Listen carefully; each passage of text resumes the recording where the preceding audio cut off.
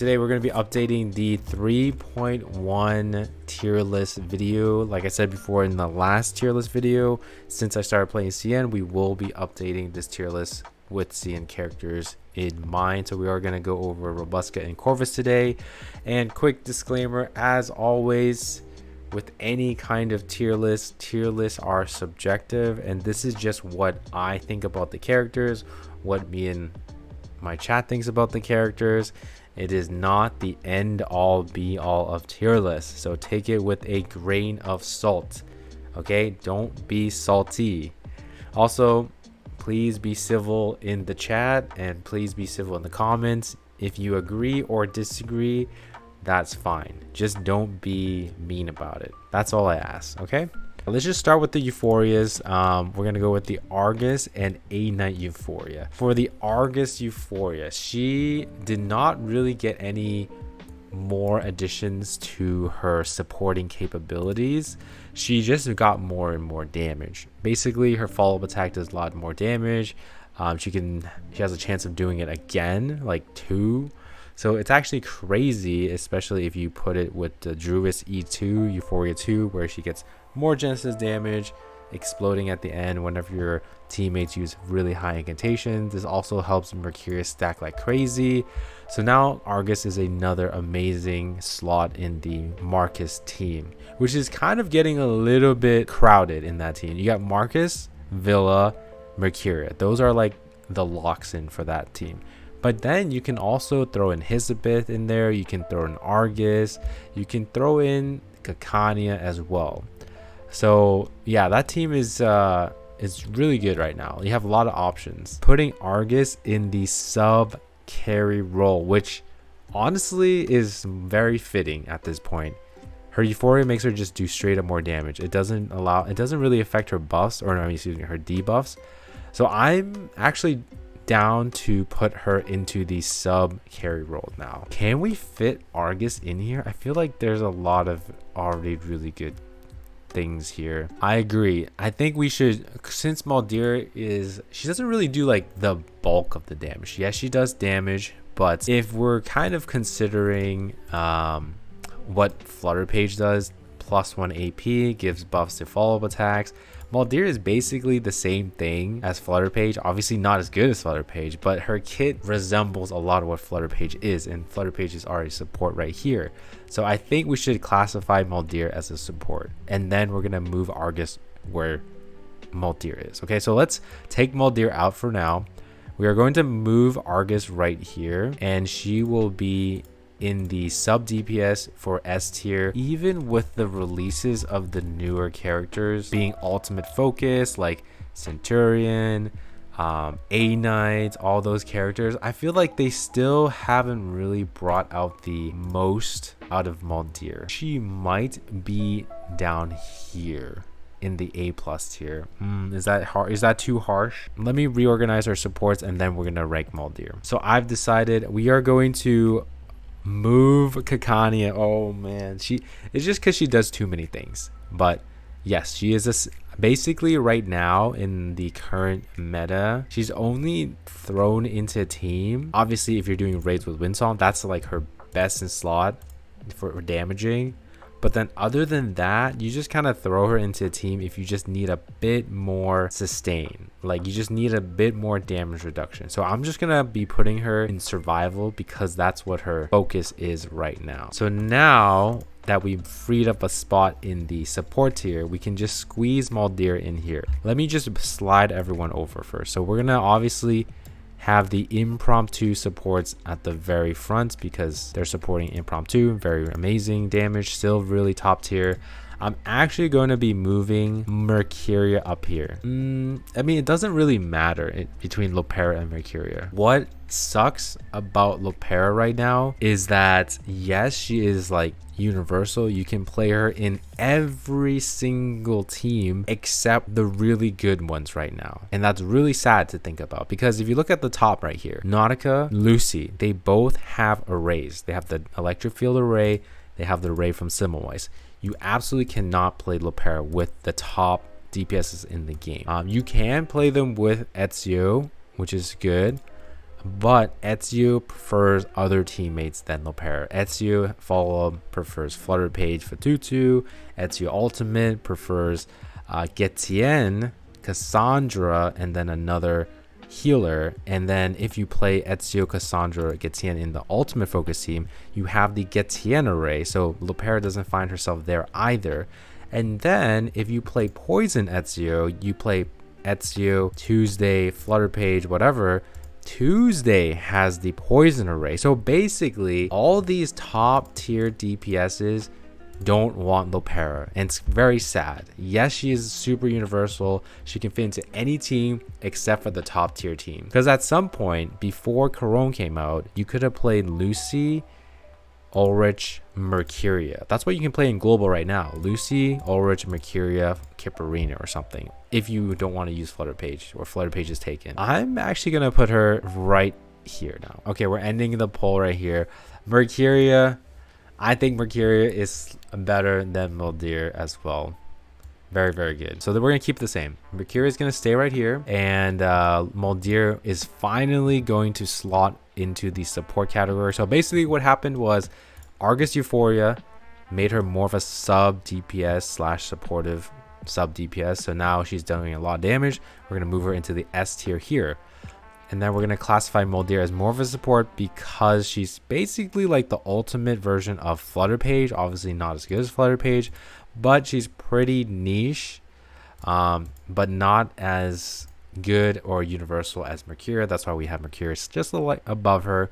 But at the end of the day, they're in the same tier, so they're roughly around the same when they're in their niches. But yeah, Lopera is just going to go down a little bit less because, you know, she's just not found in the top tier teams because of the overlapping arrays. One more change we did was the Khaim moving from the support category over to the survival category because she's less seen as a character for her attack buff or her damage, just as damage nowadays. She's more seen as a damage mitigator with her shared damage, especially in the first floor of 500M to 600M. There's a lot of people cheesing it with Khaim Medicine Pocket TTT strategy. Okay, so that's pretty much that whole change was sparked by the Argus Euphoria.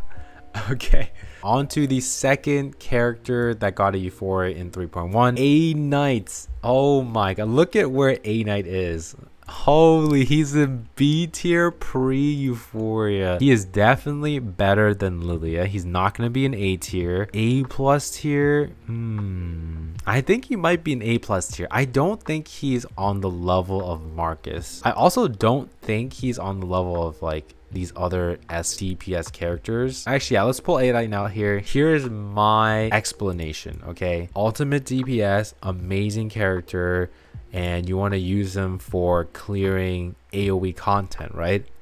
But if you have Lucy, you're already going to destroy AoE content. Let's say you don't have Lucy, okay? What type is A Knight? A Knight is a spirit DPS. So you probably want to use them against either lots of enemies or intellect enemies. You know who also is a spirit DPS?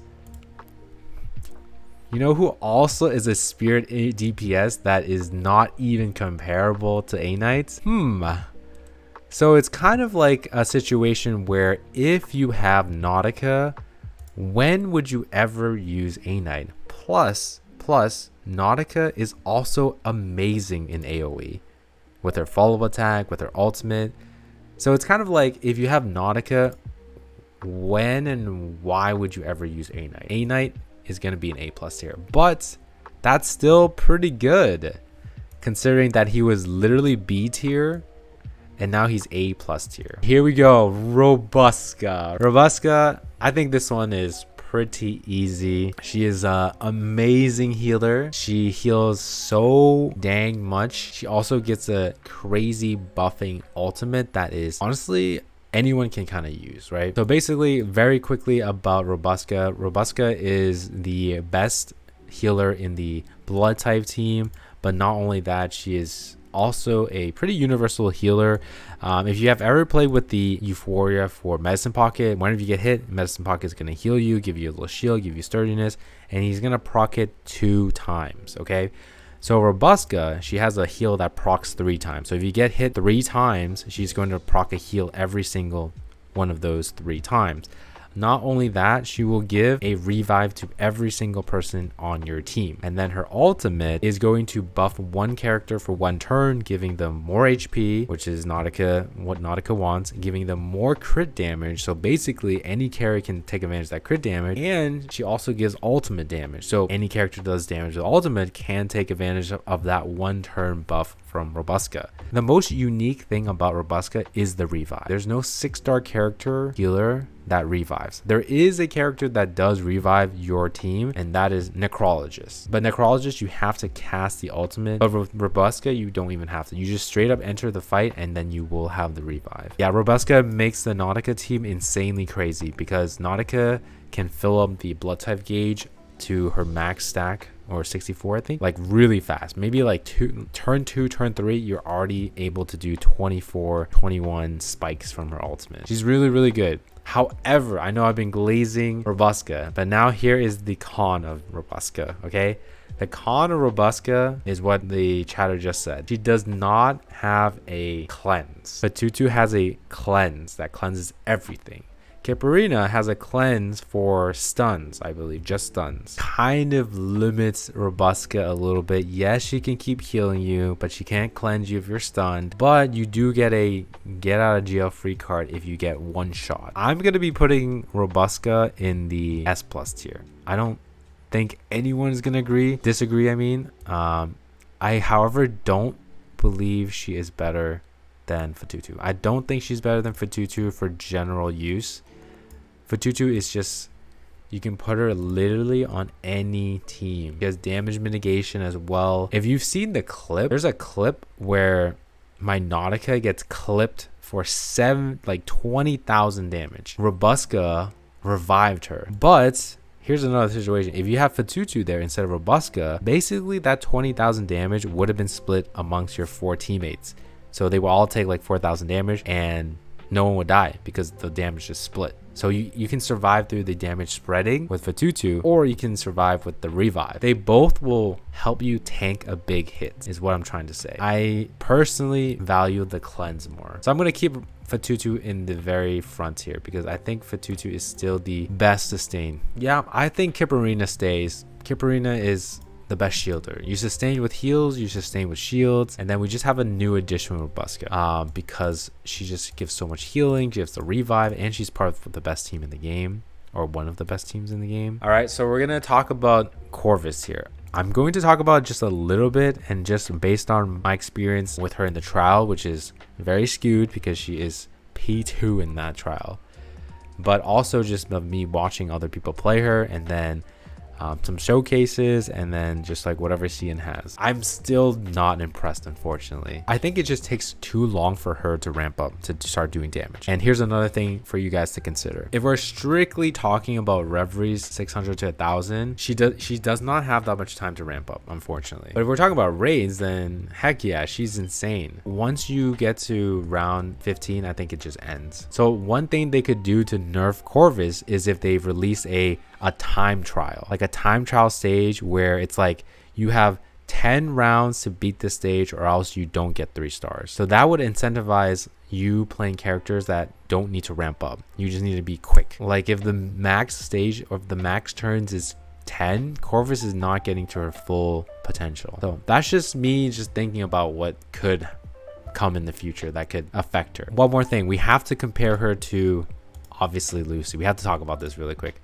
So Lucy, you guys already know, she is super good. I talked about it in my Should You Pull Lucy video. Amazing. You can play her into any Afflatus. She will always have the advantage. Any Afflatus in Reverie, she will always have that Reverie's buff. There's a game mode called Lucidscape. It's basically called Lucyscape. She's the best option in Lucidscape. This is a comparison I feel like we have to make just because they both are in the same slot in that same team, right? I don't think she's going to be an S+ tier, unfortunately, but that's not to say she's bad. I think this is why people get really doom posty, okay? It's whenever they release a character that fights for a position of an already existing character in the same team. And then if they're not better than them, they're just going to be like, oh, they're bad. And I feel like that's the case here. So it works both ways, guys. If Corvus did come out and clearly better than Lucy, every Lucy puller in 2.8 right now for global is going to feel really bad. You're going to be like, oh man, I pulled for Lucy and Lucy's going to be power crept in 2 patches. That feels really bad. You're going to feel bad. But if Corvus comes out and is not good, then the people who didn't pull for Lucy, people are saying Corvus sucks, they're going to feel bad. So no one, you know, it's just, it benefits no one to like be like, yo, your character sucks, you know. Corvus is still good. Here's another thing. I also mentioned this a long time ago when I did the first should you pull Lucy back in 1.9. I basically said this and it is still true to this day. So yeah, Lucy is really OP. She looks to be the best AoE DPS in the game for the foreseeable future, at least better than the units up until 2.1. So fights are always going to be either single target or multiple targets. So literally getting Lucy covers you for all the fights that have multiple enemies, because you can always just bring her as your DPS and never have to worry about a Flatus advantage. I said that if you pull for Lucy, you will always be set for half of the fights in the game, because fights in the game are 2 cases, right? You either fight one enemy, single target, or you fight more than one enemy, which is an AoE situation. It's always going to be single target AoE. If it's AoE, there's never a AoE situation where Lucy is not an answer. And then whenever there's a single target fight, then you plug in your single target character. But that's the thing. I don't think Corvus is like a single target character that I can say you just plug her into a single target fight every single time and you'll win it. For me, and I guess for the chat too, who I honestly don't, I'm gonna be honest, I'm pretty sure 90% of the chat has not played Corvus. Oh my god. It's just an echo chamber, you know. As soon as someone says like, oh, Corvus is not as good, you know, it's just gonna echo, and then everyone's just gonna be like, yeah, that's what I heard too, you know. But yeah, that's why I had such a really long explanation before we did this vote. You know what, it's fine. Once we get Corvus and we all play her, maybe someone finds a crazy tech and Corvus shoots up in the rank, and I will happily be like, I'm sorry, I did not know there's this tech, let's put her where she belongs. You know, everyone makes mistakes. We're gonna end it right there. The vote is gonna be 90-something% for S tier. It's just a little bit crowded in here just because she's a new character. Just for like visibility's sake, I'm gonna put her at the top here. So let's put on the characters that I will talk about. All right, Recoleta stays, Marcus stays, and we'll put Corvus at the front here just because she's a new character. All right, here we go. Who goes to A+ tier? You know, no bias. We're gonna go alphabetical order. This will be up to you guys. I don't really care. Me personally, if I could, I would keep everybody here. I feel like everybody deserves to be an S here, but just simply not enough room. So we're just gonna push someone down just for the tier list to look nice. I'm gonna end the poll right here. We have a lot of star DPSs in the game, in Ezio and Impromptu already, and then we have Flutter Page, who is, you know, some a little bit star damage there as well. So we just have a lot of star options and a lot of top tier star options, versus there's not a lot of beast options as of yet. I don't know. Wait, Windsaw in the same tier as Willow and Noir? That is weird. Yo, that is weird. I don't know if I like that. Do we bump them even further down? That's crazy. Dude, if we bump down Willow and Noir to A, then we have to bump Lilia down, and then we gotta bump Spatadia and oh god. These are all characters you're like, there's better options, but they're like, I think this A+ tier is that. Meaning, you're not going to play Noir if you have Recoleta, right? Or you have Marcus, okay? You're not going to play Willow if you have Ezio. You're not going to play A-Knight if you have Nautica. You're not going to play Windsong if you have any of the star units. You're not going to play Land if you have some star. But if you don't have Ezio, you don't have Impromptu, you're looking like right at Windsong. You're looking right at Land. You're like, hey, I need a star DPS. You don't have Marcus, you don't have Recoleta, okay, then you would probably go not even Noir, you would go Buddy Fairchild. Oh, I'm just kidding. You would maybe go Buddy or Noir, sure. And then obviously if you don't have Ezio and you want to play Poison, then Willow, yes, A+ is the 6th man. They're the bench. The thing with Ulrich on why I want to move him up, after playing him even more in CN. He has the power to cheese. He can cheese stages. So I want you to just take a look. Obviously, if you see all these dynamo teams, but look at this clear right here. This clear right here, the Kakania Villa Ulrich clear. They're not even using full dynamo. The whole point of this run is to stall. You stall for Ulrich to get to his burst where it will do 3, 4, 5 million damage, and then you just let it rip on the boss. I'm sorry, you know, you proved me wrong, Ulrich. You are him. So I want to put him up here. Okay, so this is the one change I do want to do. So I think this is good. This is good. We'll have Ulrich right here. 3.1 tier list is here. I'm gonna zoom all the way out. That's what it looks like. It's okay. There is hope for any character down here, because look at A Knight. He went from B all the way to A+. Marcus was like around an A+ tier, and she jumped all the way to S tier, and she was at the top of S tier. But yeah, this is gonna be our final tier list. That's gonna be it. Thank you all for contributing. I think we did good. I think we did good. All right, that's going to be it for the tier list video / live stream. Again, take every tier list with a grain of salt and don't be salty. Be civil in the comments. And if you do agree or disagree, that's fine. Just don't be mean about it. I always update my tier list on my live stream near the end of each patch. So feel free to join next time. Hope you enjoyed the video. I'll see you in the next one. Peace.